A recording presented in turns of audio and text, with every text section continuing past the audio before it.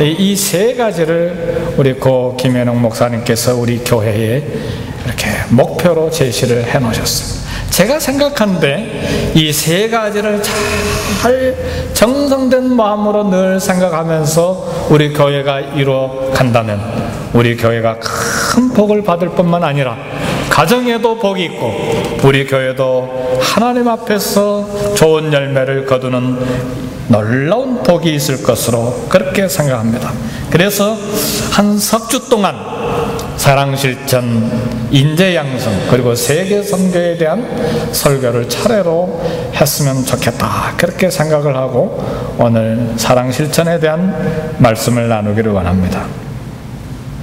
오늘 본문의 말씀 보니까 주님께서 제자들에게 새 계명을 너희에게 주노니 서로 사랑하라. 내가 너희를 사랑한 것 같이 너희도 서로 사랑하라 말씀하셨습니다.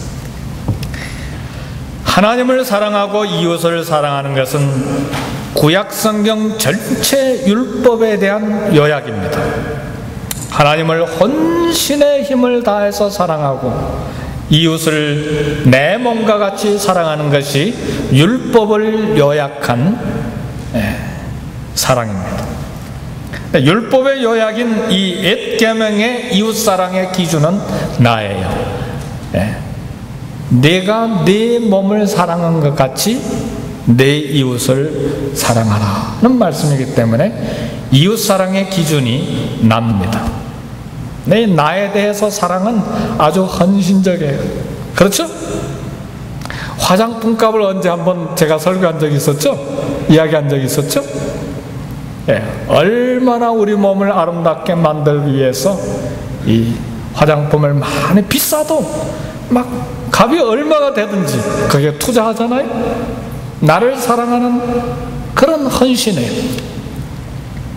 조그만 일이지만 나에 대한 관심, 나에 대한 헌신, 나에 대한 애정이 뜨거운 것처럼 그와 같이 이웃을 사랑하라고 하는 것이 이 구약을 요약한 옛 계명, 사랑 계명.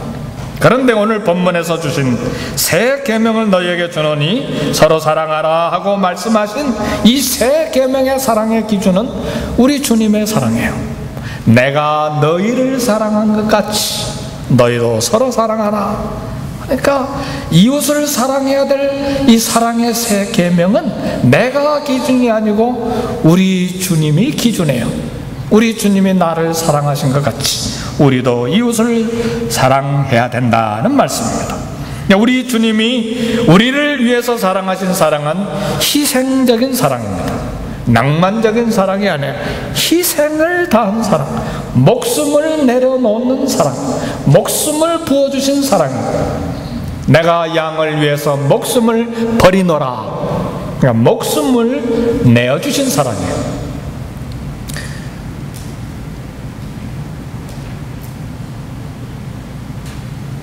남편이 아내를 사랑할 때도 목숨을 내어주신 사랑을 할 것을 명령했습니다. 부부관계니까 또 다른 주제이기 때문에 오늘은 성도와 성도의 사랑의 관계에 있어서도 주님께서 우리에게 목숨을 내려놓으시고 희생하신 것 같이 너희도 서로 사랑하라 하는 이 말씀이 무엇을 우리에게 교훈하는지 좀 생각하기로 그렇게 하겠습니다.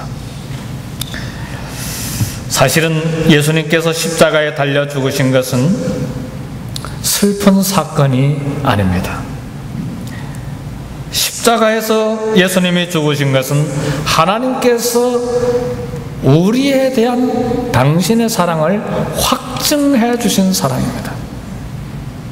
따라서 새 계명의 사랑을 실천하려면 희생적으로 자기를 내어주는 결단이 있어야만 그것이 가능합니다. 그래서 이제 구약의 옛 계명인 이웃사랑과 신약의 새 계명인 이웃사랑의 그 관계를 설명하기 위한 비유가 하나 있는데 두 등산객이 산 위를 올라갔어요. 등산객에게 아주 중요한 것은 목마를 때 마실 수 있는 물입니다. 근데 산 정상에 올라가 보니까 물이 다 떨어졌어요. 그래서 이렇게 한 친구의 수통을 열어보니까 물이 한 방울도 남아있지 않아요. 근데 다른 한 친구의 수통을 열어보니까 물이 꼭 한 사람만 먹을 수 있는 한 모금만 남아있어요. 근데 산 정상을 다 올라갔기 때문에 이 얼마나 목이 탑니까? 이 물 한 방울은 피 한 방울처럼 소중한 것이에요. 그런데 구약을 요약한 옛사랑은 내가 나를 사랑한 같이 이웃을 사랑하는 것이기 때문에 이 한 방울 남은 이 한 모금의 물을 둘로 나누거나 내가 마시거나 그렇게 해야 돼. 근데 새 계명은 달라요. 주님이 나에게 생명을 주신 것처럼 우리도 이웃을 사랑해야 되기 때문에 이 남은 생명과 같은 이 핏방울과 같은 물 한 방울을 나는 희생하고 이웃에게 넘겨주는 거예요. 이것이 주님께서 요구하신 새 계명입니다. 무겁죠? 이게 가능합니까? 내 힘으로 가능합니까? 어떤 신학자는 말하기를 사람의 근본적인 죄의 문제는 자기 주장이라 그렇게 이야기를 했어요. 우리 인간이 자신이 하나님이 돼서 자기 이익을 생각하고 자기 생각을 주장합니다. 그리고 자기 힘으로 살려고 하고 내 이익을 추구하면서 사는 것이 우리의 본능이요 우리의 삶의 현장입니다. 이것이 인간의 근본적인 죄의 문제다, 이렇게 한 신학자가 이야기를 하는 것입니다.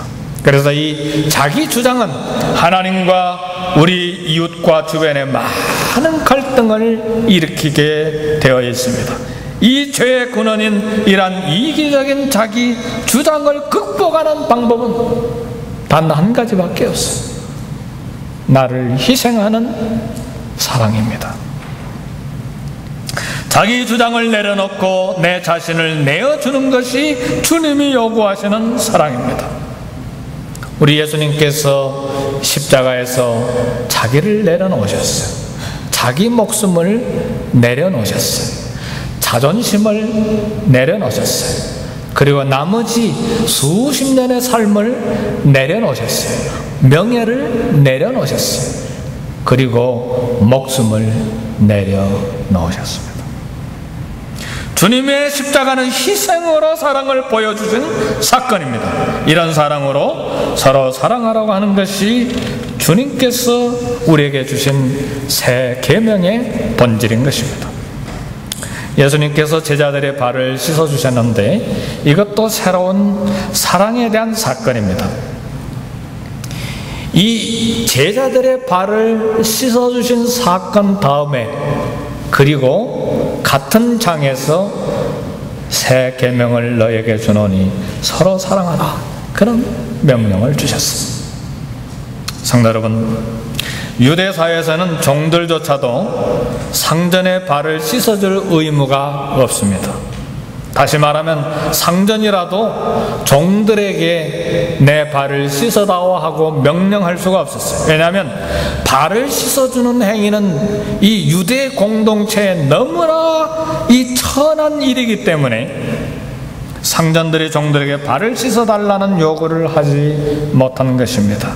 그러나 예수님께서는 랍비요, 주님이요, 퀴리오스의 아도나의 하나님의 아들로서 아들이지만 그러나 종으로 자기를 내려놓고 자신을 낮추시고 제자들의 발을 씻어주셨습니다.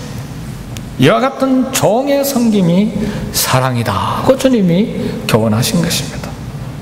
종으로 낮아지시고 종으로 자기를 내어놓으시고 종으로 섬기시고 종으로 자기를 희생하신 것이 우리 예수님께서 저와 여러분들에게 주신 사랑입니다. 저와 여러분들이 받은 주님의 사랑은 굉장한 사랑입니다. 가볍게 받아야 될 사랑이 아니에요.